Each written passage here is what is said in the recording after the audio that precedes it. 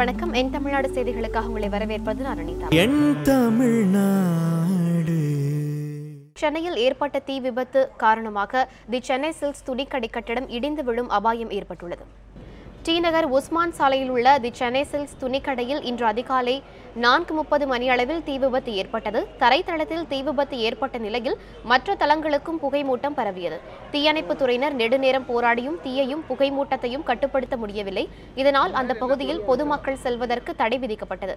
இதனிடையே கட்டடத்தின் அடித்தளத்தில் ஏற்பட்ட தீ 7 மாடிகளுக்கும் பரவியதால் கட்டடம் இடிந்து விழும் அபாயம் ஏற்பட்டுள்ளதாக காவல்துறை தெரிவித்துள்ளது. இதனிடையே சென்னை சில்க்ஸ் கடையில் பற்றிய தீயை அணைத்த பின்னர் தேவைப்பட்டால் கட்டடம் இடிக்கப்படும் என அங்கு நேரில் பார்வையிட்ட பின்பு அமைச்சர் ஜெயக்குமார் தெரிவித்தார்.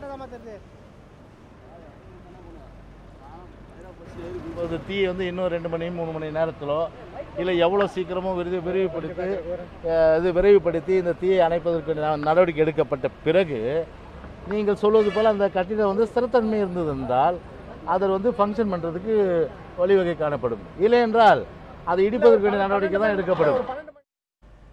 சென்னை சில்க்ஸ் ஜவுளி கடையில் 12 மணி நேரத்திற்கும் மேலாக தீ பற்றி எரிந்து வருகிறது. தீயை அணைக்க முடியாமல் தீயணைப்புத் துறையினர் திணறி வருகிறார்கள். இது தொடர்பாக சம்பவ இடத்தில் இருக்கும் செய்தியாளர் அன்சர் அலியிடம் கூடுதல் விவரங்களை கேட்கலாம். அன்சர் அலி, தீ முழுமையாக கட்டுப்படுத்தப்பட்டு விட்டதா? ஏன் இவ்வளவு தாமதம்? வணக்கம் அனிதா. இந்த தீ காலை 4:30 மணிக்கு தொடங்கிய இந்த தீ தற்போது வரை எரிந்து கொண்டுதான் இருக்கிறது. தீயை வெளிப்புறத்திலிருந்து தொடர்ந்து அணைக்க தீயணைப்பு வீரர்கள் போராடி வருகிறார்கள். ஆனாலும் கட்டிடத்தின் மையப்பகுதியில் அதிக அளவிலான வெப்பம் மற்றும் தீ இருப்பதனால் அதனை அணைப்பதில் மிகுந்த சிரமம் காணப்படுகிறது. புகைமூட்டம் காரணமாகவும் தீயணைக்கும் வேகம் சற்று தாமதப்படுகிறது. ஏனென்றால் இந்த பகுதி முழுவதுமாகவே புகைமூட்டம் காணப்படுகிறது. போக்குவரத்திற்கும் மிகுந்த இடைஞ்சலாக காணப்படுகிறது. சுமார் 1.5 கிலோமீட்டர் பரப்பளவிற்கு இந்த புகைமூட்டம் பரவியுள்ளதாக தெரிய வந்துள்ளது. மேலும் 100க்கும் மேற்பட்ட தீயணைப்பு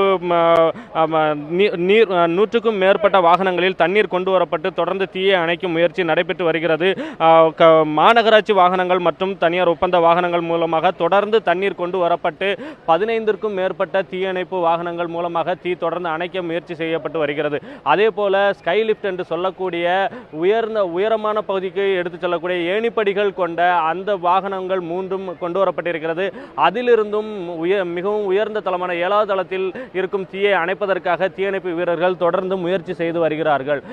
கட்டடம் மிக நெரிசலான பகுதியில் இருப்பதாலும் வாகனங்கள் வந்து செல்வதற்கு இடைஞ்சலாக இருப்பதாலும் இந்த பகுதியில் மக்கள் நடமாட்டம் என்பது முழுவதுமாக காவல்துறையினரால் கட்டுப்படுத்தப்பட்டிருக்கிறது. மேலும் இந்த கட்டிடத்தில் இருந்து அதிக வெப்பம் காரணமாக கண்ணாடிகள் உடைந்து சிதறுகின்ற சூழல் ஏற்பட்டுள்ளதால் அந்த பாதையில் பொதுமக்கள் நடந்து செல்வதற்கும் தற்போது தடை விதிக்கப்பட்டிருக்கிறது. தியாகராய நகர் பேருந்து நிலையத்திலிருந்து பனகல் பார்க் வரை உள்ள அந்த மேம்பாலம் மற்றும் அந்த பகுதி சாலை உஸ்மான் ரோடு பயன்படுத்த தடை விதிக்கப்பட்டிருக்கிறது. தியாகராய நகர் பேருந்து நிலையத்திலிருந்து பசுல்லா சாலை வழியாகவும் இந்த பனகல் பார்க்கிலிருந்து துரைசாமி பாலம் வழியாகவும் போக்குவரத்து அனுமதிக்கப்பட்டிருக்கிறது. தொடர்ந்து இந்த பகுதி முழுமையாக பாதுகாப்பான பகுதி என அறிவிக்கப்படும் வரை இந்த போக்குவரத்து தடை என்பது நீடிக்கும் என போக்குவரத்து துறை அதிகாரிகள் தெரிவித்திருக்கிறார்கள். தற்போதைய சூழ்நிலையில் புகைமூட்டம் காரணமாக தீயை அணைப்பதில் சிரமம் ஏற்பட்டிருப்பதாகவும் தொடர்ந்து கரும்புகை வெளியேறி வருவதால் அந்த பகுதி முழுவதும் புகை மூட்டம் காணப்படுவதாகவும் தெரிவிக்கப்பட்டுள்ளது. அனிதா, இன்னும் பார்த்தோம்னால் இந்த பகுதியில் ஒவ்வொரு பகுதியாக 4 புறங்களில் இருந்தும் பக்கவாட்டு சுவர்களில் தீயை அணைக்கும் முயற்சியில் நடைபெற்று வருகிறது. உள்புறமாக தீ தொடர்ந்து எரிந்து வருகிறது. இதனால் பக்கவாட்டு சுவர்களை இடிப்பதற்கான முயற்சி மேற்கொள்ளப்பட்டிருக்கிறது. தொடர்ந்து கனரக வாகனங்கள் மூலமாகவும் வீஞ்சென சொல்லக்கூடிய அந்த வாகனங்கள் மூலமாகவும் பக்கவாட்டு சுவர்கள் இடிக்கப்பட்டு அதன் வழியாகவும் நீரை பாய்ச்சி தீயை அணைக்கக்கூடிய முயற்சியில் தீயணைப்பு வீரர்கள் ஈடுபட்டிருக்கிறார்கள். அனிதா, அன்சர் அலி, விதிமுறை மீறல் இருந்தால் என்ன மாதிரியான நடவடிக்கை எடுக்கப்படும்? அன்சர்,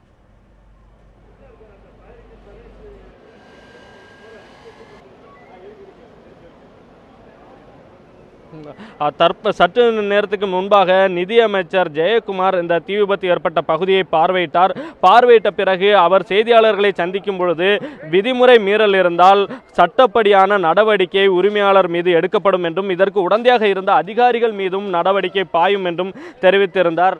அதே போல இந்த கட்டிடத்தில் தீ விபத்து ஏற்பட்டிருக்கிறது. இதனை அணைப்பதற்காக ஆகும் செலவு முழுவதும் உரிமையாளர் தான் செலுத்த வேண்டும் என்றும் அவர் தெரிவித்திருந்தார். தொடர்ந்து இதுபோன்ற இதுபோன்ற விதிமுறை மீறல் இருப்பின் அதற்கான கடுமையான நடவடிக்கைகள் எடுக்கப்படும் என்றும் அவர் தெரிவித்திருந்தார். அனிதா,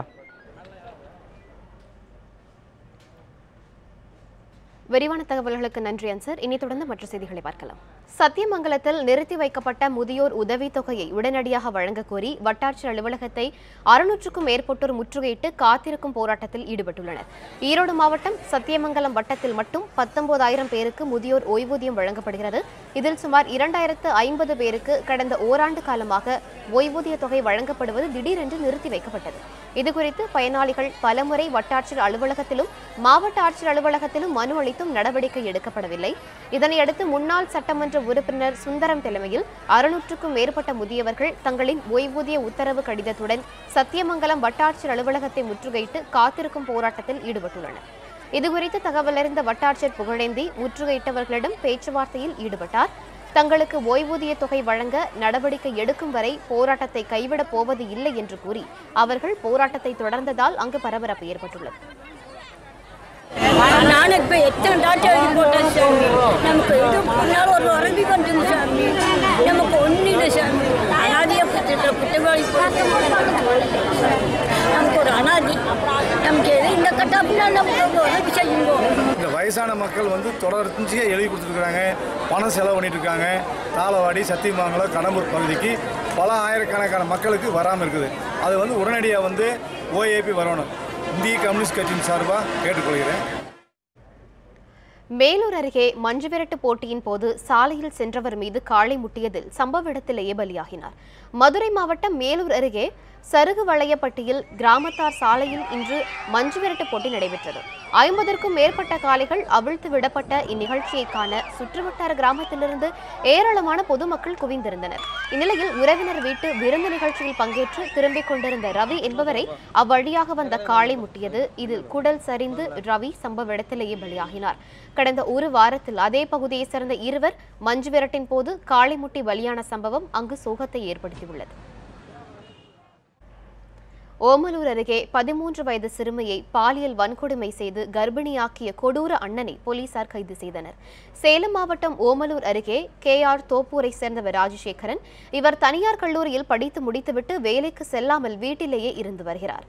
இவருக்கு கடந்த ஆண்டு திருமணம் செய்து வைத்துள்ளனர். இந்நிலையில் வேலைக்கு எங்கும் செல்லாத ராஜசேகரன் அடிக்கடி சித்தப்பா வீட்டிற்கு சென்று வந்துள்ளார். அங்கு தங்கை முறையுள்ள 13 வயது சிறுமியை கடந்த 6 மாதங்களாக பாலியல் வன்கொடுமை செய்து வந்துள்ளார். இதனால் சிறுமி தற்போது 8 மாத கர்ப்பிணியாக உள்ளார். விஷயம் அறிந்த சிறுமியின் பெற்றோர் அளித்த புகாரின் பேரில் ராஜசேகரனை ஓமலூர் மகளிர் போலீசார் கைது செய்தனர். ராஜசேகரனின் மனைவியும் தற்போது 8 மாத கர்ப்பிணியாக உள்ளார். ஓமலூர் நீதிமன்றத்தில் ஆஜர்படுத்திய பின்னர் ராஜசேகரன் சேலம் மத்திய சிறையில் அடைக்கப்பட்டார். ராசிபுரம் அருகே காதில் இயர்போன் பொருத்திக் கொண்டு ரயில்வே தண்டவாளத்தை கடக்க முயன்ற கல்லூரி மாணவர் ரயில் மோதி பலியாகினார். நாமக்கல் மாவட்டம் ராசிபுரம் அடுத்த ஆணைப்பட்டியான் காலனியைச் சேர்ந்தவர் மாணிக்கம். இவரது மகன் அஜித்குமார் ராசிபுரம் தனியார் பொறியியல் கல்லூரியில் படித்து வந்தார். இந்நிலையில் கரடியானூர் ரயில்வே தண்டவாளத்தில் உடல் துண்டான நிலையில் இளைஞர் ஒருவரின் சடலம் இருப்பதாக போலீசாருக்கு தகவல் கிடைத்தது. அங்கு சென்ற போலீசார் உடலை கைப்பற்றி பிரேத பரிசோதனைக்கு அனுப்பி வைத்தனர். விசாரணையில் அஜித்குமார் காதில் இயர்போன் அணிந்து கொண்டு ரயில்வே தண்டவாளத்தை கடக்க முயன்ற போது பின்னால் வந்த ரயில் மோதி பலியானது தெரியவந்தது. திருச்செந்தூர் அருகே உடன்குடி பகுதியில் ஆய்வுப் பணிகளுக்கு பொதுமக்கள் எதிர்ப்பு தெரிவித்ததால் ONGC நிறுவனத்தின் கருவிகள் அப்புறப்படுத்தப்பட்டன. தூத்துக்குடி மாவட்டம் உடன்குடியை அடுத்த மணிநகர் ஆற்றுப்பாலம் அருகே ONGC நிறுவனம் சார்பில் எண்ணெய் எடுப்பதற்கான ஆய்வுப் பணிகள் மேற்கொள்ளப்பட்டன. இந்த ஆய்வு குறித்து பொதுமக்களுக்கு முறையான தகவல் தெரிவிக்கவில்லை என்று கூறப்படுகிறது. இதனால் அச்சமடைந்த பகுதி மக்கள் ஆய்வுக்காக கொண்டுவரப்பட்ட கருவிகளை அப்புறப்படுத்துமாறு வலியுறுத்தினர். இதனையடுத்து ஆய்வுக்கு பயன்படுத்திய கருவிகளை ONGC நிறுவன ஊழியர்கள் அப்புறப்படுத்தினர். பின்னர் ONGC நிறுவனம் சார்பில் நடத்தப்பட்டிருந்த ஆய்வுக்கல்லை அப்பகுதி மக்கள் அடித்து உடைத்தனர். இதனால் அங்கு சிறிது நேரம் பரபரப்பு ஏற்பட்டது. எதுக்காக ஆய்வு பண்றாங்க அப்படிங்கிறது எங்களுக்கு மர்மமா இருக்கு. எங்களுக்கு ஒரு பயமாவும் இருக்கு, அச்சமா இருக்கு. எனவே அரசாங்கம் உடனே இந்த ONGC ஆய்வை தடுத்து நிறுத்தி திருப்பி அனுப்பணும் அப்படிங்கிறதா எங்க மக்களோட வேண்டுகோள். எங்க இயற்கை வளங்களை பாதுகாக்கணும். 100 நாள் வேலை திட்டத்தில் 5 மாதமாக சம்பளம் தராத காரணத்தினால் ஆத்திரமடைந்த கிராம மக்கள் ஊராட்சி ஒன்றிய அலுவலகத்தை முற்றுகையிட்டு தர்ணா போராட்டம் நடத்தினர். கடலூர் மாவட்டம் பன்ருட்டி அடுத்த சேமக்கோட்டை கிராமத்தில் 100 நாள் வேலை திட்டத்தின் கீழ் ஏராளமானோர் வேலை செய்து வருகின்றனர். கடந்த 5 மாத காலமாக இவர்களுக்கு ஊதியம் அளிக்கப்படவில்லை என்று கூறப்படுகிறது. இதுகுறித்து ஊர் மக்கள் வங்கியில் கேட்டபோது உரிய பதில் அளிக்கவில்லை என்றும், அதேபோல வட்டாட்சியர் மற்றும் வட்டார வளர்ச்சி அலுவலரிடம் பலமுறை புகார் கொடுத்தும் எந்தவொரு நடவடிக்கையும் எடுக்கவில்லை எனவும் தெரிகிறது. இதனால் ஆத்திரமடைந்த ஊர் மக்கள் பன்ருட்டி ஊராட்சி ஒன்றிய அலுவலகத்தை முற்றுகையிட்டு தர்ணா போராட்டத்தில் ஈடுபட்டனர். 5 மாசமா 100 நாள் வேலை வாய்ப்பு திட்டத்தில் எங்கள் சேமக்கோட்டை கிராமத்து பொதுமக்கள் வேலை செஞ்சுட்டு சம்பளம் வரல. சம்பளம் பேங்க் வந்துருச்சு. வீடியோ வந்து கேட்டாக்கா நாங்கள் பேங்க் பணத்தை அனுப்பிச்சிட்டோன்றாங்க.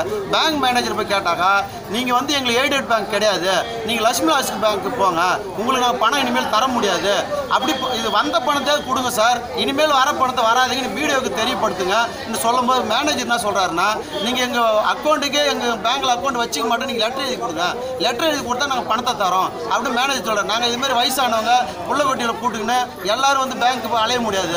ஒட்டுமொத்தமாக ஒரு வீடியோட்ட பேசி எல்லா அக்கௌண்ட்டுமே மாற்றி எந்த பேங்க் கொடுக்குறாரு கொடுத்தா நல்லாயிருக்கும். பூனை மற்றும் எலியினை ஒரே பானையில் அடைத்து பூமியில் புதைக்கும் கோவில் வினோத திருவிழா மேட்டுப்பாளையம் அருகே நடைபெற்றது. உலக நலன் வேண்டி நடத்தப்பட்ட இந்த வழிபாடுகளில் பல்வேறு கிராமங்களைச் சேர்ந்த மக்கள் கலந்து கொண்டனர்.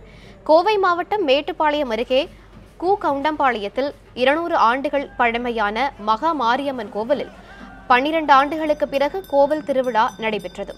மருந்து சாற்றுதல் மற்றும் மஞ்சு விரட்டு விழாவினை தொடர்ந்து முக்கிய நிகழ்வாக ஒரே பானையில் கருப்பு நிற பூனை மற்றும் எலியை அடைத்து 3 அடி ஆழக்குழியில் புதைத்தனர். தொடர்ந்து அதன் மேல் மூங்கில் படல் வைத்து கோவில் காளைகளை குழியின் மீது நடக்க செய்தனர். 1 மணி நேரத்திற்கு பின்னர் அவற்றை வெளியே எடுக்கும் போது அவை இரண்டும் உயிருடன் வெளியேறியதால் பக்தர்கள் மகிழ்ச்சி அடைந்தனர். எலியும் பூனையும் உயிருடன் வெளியேறியதால் தங்கள் பகுதி சுபிக்ஷமாக இருக்கும் என்பது அப்பகுதி மக்களின் நம்பிக்கை. ஆகவே இந்த ஆண்டு நாட்டில் நல்ல மழை வளம் கிடைக்கும் என அப்பகுதி மக்கள் தெரிவித்தனர். பூனையும் எலியும் தான் நாங்கள் ஒரே பானையில் வச்சு வந்து கிட்டத்தட்ட 1 மணி நேரத்திற்கு மேலாக ஒன்றாக இணைத்து வைத்து பிறகு அங்கே எடுத்து பிரித்து விடும்போது இரண்டும் ஆளுக்கு ஒரு திசையில் ஓடியது அப்படி ஓடுனா இந்த ஊர் இந்த பகுதி மக்களுக்கெல்லாம் ரொம்ப சுபிட்சமாக இருக்குங்கிறது தான் இதனுடைய ஹைலைட்டு. அதனால் இன்றைக்கி ரொம்ப நல்ல முறையில் அந்த நிகழ்வு நடந்திருக்குது. அதனால் எங்களுக்கெல்லாம் நம்பிக்கை என்னென்னா நல்ல மழை வரும், இந்த பகுதியே செழிப்பாக மாறுங்கிற ஒரு நம்பிக்கை இருக்குங்க. நெடுவாசலில் ஹைட்ரோ கார்பன் திட்டத்தை எதிர்த்து அப்பகுதி மக்கள் 50வது நாளாக போராட்டத்தில் ஈடுபட்டனர். புதுக்கோட்டை மாவட்டம் ஆலங்குடி அருகே உள்ள நெடுவாசல் உட்பட நாடு முழுவதும் 31 இடங்களில் ஹைட்ரோ கார்பன் எடுக்க தனியார் நிறுவனங்களுக்கு மத்திய அரசு அனுமதி வழங்கியது. இதனை கண்டித்து நெடுவாசல் பகுதி மக்கள் கடந்த மாதம் 12ஆம் தேதி முதல் 2ஆம் கட்ட போராட்டத்தை துவங்கியுள்ளனர். ஒவ்வொரு நாளும் மத்திய மாநில அரசை கண்டித்து பல்வேறு நூதன போராட்டங்களை இப்பகுதி மக்கள் நடத்தி வருகின்றனர். இந்நிலையில் இன்று 50வது நாளாக நடைபெற்ற போராட்டத்தில் அப்பகுதி மாணவர்கள் 3 மத்திய மாநில மற்றும் மாவட்ட நிர்வாகமாக கருதி அவர்களின் கண்கள் மற்றும் வாயினை கருப்பு துணி கட்டி மனு கொடுக்கும் போராட்டத்தில் ஈடுபட்டனர். மனைவியை கொலை செய்த வழக்கில் கணவனுக்கு ஈரோடு மகிழா நீதிமன்றம் ஆயுள் தண்டனை விதித்து தீர்ப்பளித்தது. ஈரோடு மாவட்டம் காரப்பாறை பங்காரு நகரை சேர்ந்தவர் ராமசாமி. கட்டட தொழிலாளியான இவருக்கும் அதே ஊரை சேர்ந்த ஒரு பெண்ணுக்கும் கள்ள தொடர்பு இருந்து வந்துள்ளது. இதனை ராமசாமி மனைவி பெருமாயி கண்டித்துள்ளார். இதனால் ஆத்திரமடைந்த ராமசாமி சவுக்கு கட்டையால் மனைவியை தாக்கியுள்ளார். இதில் படுகாயமடைந்த அவர் சிகிச்சை பலனின்றி பலியாகினார். இந்த வழக்கின் விசாரணை ஈரோடு மகிழா நீதிமன்றத்தில் நடைபெற்று வந்தது. வழக்கை விசாரித்த நீதிபதி திருநாவுக்கரசு குற்றவாளி ராமசாமிக்கு ஆயுள் தண்டனையும் 5000 ரூபாய் அபராதமும் விதித்தார். அதனைத் தொடர்ந்து ராமசாமி கோவை மத்திய சிறையில் அடைக்கப்பட்டார். சிவகங்கையில் கூட்டு குடிநீர் திட்ட ஒப்பந்த ஊழியர்களின் ஊதியத்தில் பல்வேறு முறைகேடுகள் நடப்பதாக கூறி அதிகாரிகள் சிறைபிடிக்கப்பட்டனர். சிவகங்கை கூட்டு குடிநீர் திட்டத்தின் கீழ் 2 மாவட்டங்களுக்கும் திருச்சி காவிரி ஆற்றிலிருந்து குடிநீர் வடிகால் வாரியம் மூலம் குடிநீர் விநியோகிக்கப்பட்டு வருகிறது. இந்த குடிநீர் குழாய்கள் பராமரிப்பு பணிகள் ஒப்பந்த அடிப்படையில் செயல்படுத்தப்பட்டு வருகிறது. இதனிடையே ஒப்பந்த பணியாளர்களுக்கு மாதம் 12,000 ரூபாய் ஊதியமாக வழங்க அரசு நிர்ணயம் செய்துள்ள நிலையில் ஊழியர்களுக்கு 4000 முதல் 7000 ரூபாய் மட்டுமே ஊதியமாக வழங்குவதாக புகார் எழுந்துள்ளது. மேலும் 120 நபர்கள் வேலை செய்து வருவதாக கணக்கு காண்பித்துவிட்டு முறைகேடு செய்வதாகவும் குற்றம் சாட்டப்பட்டுள்ளது. இது தொடர்பாக நடவடிக்கை எடுக்க கோரி ஒப்பந்த தொழிலாளர்கள் கடந்த 2 நாட்களாக போராடி வருகின்றனர். இதுகுறித்து பேச்சுவார்த்தை நடத்தாததால் ஊழியர்கள் அதிகாரிகளை முற்றுகையிட்டு போராட்டம் நடத்தினர். தாரமங்கலம் வட்டார பகுதிகளில் ஆடுகளை திருடிய 2 இளைஞர்களை போலீசார் கைது செய்தனர். சேலம் மாவட்டம் ஓமலூர், தாரமங்கலம் வட்டார பகுதிகளில் வயல்களுக்கு மேய்ச்சலுக்கு சென்ற ஆடுகள், வீடுகளில் கட்டியிருந்த ஆடுகள் என சுமார் 50 ஆடுகள் திருடு போயின. இந்நிலையில் சின்னப்பம்பட்டியை சேர்ந்த விவசாயி ரமேஷ் மற்றும் துட்டம்பட்டி பகுதியை சேர்ந்த விவசாயி தேவராஜன் ஆகியோர் வளர்த்து வந்த ஆடுகளையும் மர்ம நபர்கள் திருடிச் சென்றனர். ஆடுகள் திருட்டு குறித்து தாரமங்கலம் காவல் நிலையத்தில் தொடர் புகார்கள் அளிக்கப்பட்டு வந்தன. இதனைத் தொடர்ந்து போலீசார் நடத்திய விசாரணையில் கோவிந்தன் மற்றும் சொக்கலிங்கம் ஆகிய இருவரை போலீசார் கைது செய்து நீதிமன்றத்தில் ஆஜர்படுத்தினர். தொடர்ந்து இருவரும் சேலம் மத்திய சிறையில் அடைக்கப்பட்டனர். சிறைவாசிகளால் பாதிக்கப்பட்டவர்களுக்கு 16 லட்சம் ரூபாய் மதிப்பிலான நலத்திட்ட உதவிகள் கோவை மத்திய சிறையில் வழங்கப்பட்டன. கொலை, கொள்ளை உள்ளிட்ட குற்றச்சம்பவங்களால் பாதிக்கப்பட்ட குடும்ப உறுப்பினர்களுக்கு சிறைத்துறை சார்பில் கடந்த 2002ஆம் ஆண்டு முதல் நிதி உதவி வழங்கப்படுகிறது. ஒவ்வொரு வழக்குகள் ஏற்றாற்போல 50,000 ரூபாய் முதல் 10,000 ரூபாய் வரை இந்த நிதியானது உதவி மண்டல நன்னடத்தை அலுவலர் அறிக்கையின் பேரில் வழங்கப்பட்டது. இதனையொட்டி கோவை மத்திய சிறை வளாகத்தில் நடைபெற்ற விழாவில் சிறைத்துறை சரக துணைத் தலைவர் அறிவுடை நம்பி சிறைவாசிகளால் பாதிக்கப்பட்ட 46 பேருக்கு 16 லட்சம் ரூபாய் வழங்கினார். விக்டிம் காம்பன்சேஷன் ஃபண்ட் பாதிக்கப்பட்ட நபர்களுக்கு கோவை மத்திய சிறையில் 16 லட்சம் ரூபாய் நலநிதியாக வழங்கப்பட்டுள்ளது.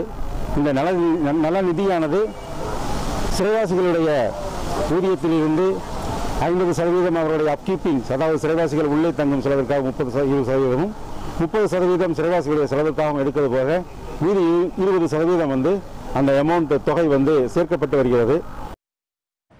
மானாமதுரை அருகே 8 ஆண்டுகளுக்கு பிறகு நடைபெற்ற ஜல்லிக்கட்டு திருவிழாவை காண ஏராளமான பக்தர்கள் குவிந்தனர். சிவகங்கை மாவட்டம் மானாமதுரை அருகே கட்டிக்குளம் கிராமத்தில் உள்ள திருவேட்டை அய்யனார் கோவில் திருவிழாவை முன்னிட்டு ஜல்லிக்கட்டு திருவிழா நடைபெற்றது. தென் மாவட்டங்களில் இருந்து 450க்கும் மேற்பட்ட காளைகளும் 300 மாடுபிடி வீரர்களும் இதில் கலந்து கொண்டனர். சீரிப்பாய்ந்த காளைகளை அடக்கிய மாடுபிடி வீரர்களுக்கு தங்க நாணயம், ஆடு, சைக்கிள் மற்றும் பீரோ உள்ளிட்டவை பரிசாக வழங்கப்பட்டது. காளைகளின் உரிமையாளர்களுக்கும் பரிசுகள் வழங்கப்பட்டன. ஜல்லிக்கட்டு விழாவை முன்னிட்டு 500க்கும் மேற்பட்ட போலீசார் பாதுகாப்பு பணியில் ஈடுபட்டனர். இதேபோன்று புதுக்கோட்டை அறந்தாங்கி அருகே கோவில்பட்டி கிராமத்தில் வடமாடு விழா நடந்தது. கூத்தப்பெருமாள் கோவில் திடலில் நடைபெற்ற இந்த வடமாடு விழாவில் சுற்றி முள்வேலி அமைத்து குழுவாக மாடுபிடி வீரர்கள் களமிறங்கினர். விதிமுறைப்படி மாட்டை அடக்கிய வீரர்களுக்கு பரிசு வழங்கப்பட்டது. வெற்றி பெற்ற மாடுகளின் உரிமையாளர்களுக்கும் பரிசு வழங்கப்பட்டது. விழாவை முன்னிட்டு அறந்தாங்கி டிஎஸ்பி முன்னிலையில் பலத்த பாதுகாப்பு ஏற்பாடுகள் செய்யப்பட்டிருந்தன.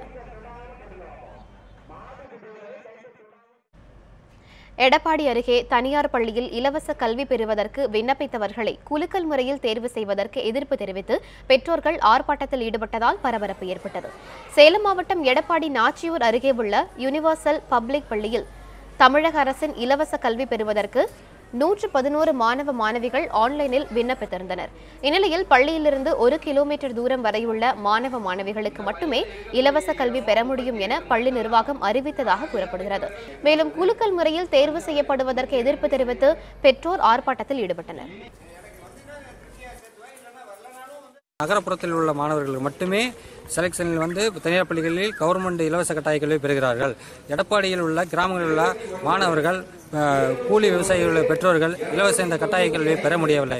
இதற்காக கிராமப்புறத்தில் உள்ள மாணவர்களுக்கும் வாய்ப்புகள் வழங்கி குழுக்களில் தேர்ந்தெடுக்க வேண்டும் என்று தமிழக கவர்மெண்டை கேட்டுக்கொள்கிறோம். சென்னை ஐஸ் ஹவுஸ் பகுதியில் ரியல் எஸ்டேட் தரகர் வெட்டி கொலை செய்யப்பட்ட வழக்கில் 2 கைது செய்யப்பட்டுள்ளனர். சென்னை ஐஸ் ஹவுஸ் யானைக்குளம் பகுதியைச் சேர்ந்த ஹனீஃப் ரியல் எஸ்டேட் தொழில் செய்து வந்துள்ளார்.